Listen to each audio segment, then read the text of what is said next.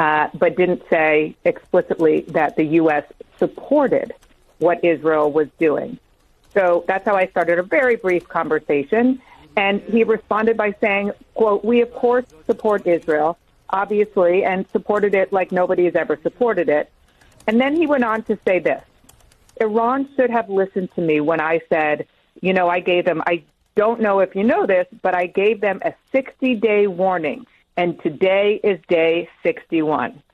And then he said they, meaning Iran, should now come to the table to make a deal before it's too late."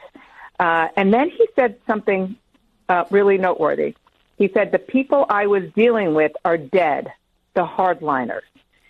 To which I just wanted to underscore, so what you're saying is Israel has now killed the people who you were dealing with, and he said very sarcastically, they didn't die of the flu, they didn't die of COVID.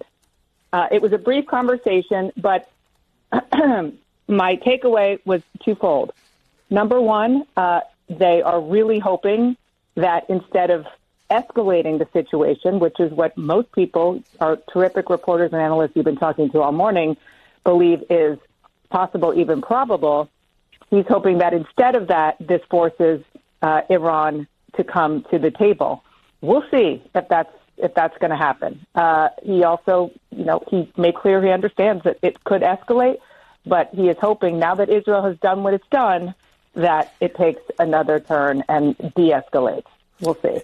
It sounds like such an interesting conversation, though brief, and you hit on what seems to be emerging as one of the key questions here, especially based on what Secretary of State Marco Rubio said almost immediately after the attacks began, which was basically this was Israel acting unilaterally. It's one thing if President Trump says this morning that he supports Israel. It's another if he signed off, as it were, on the attacks yesterday. And it's still hard to tell where that line is, Dan. He definitely, it's such an important point, John. He definitely did not say, I signed off on this.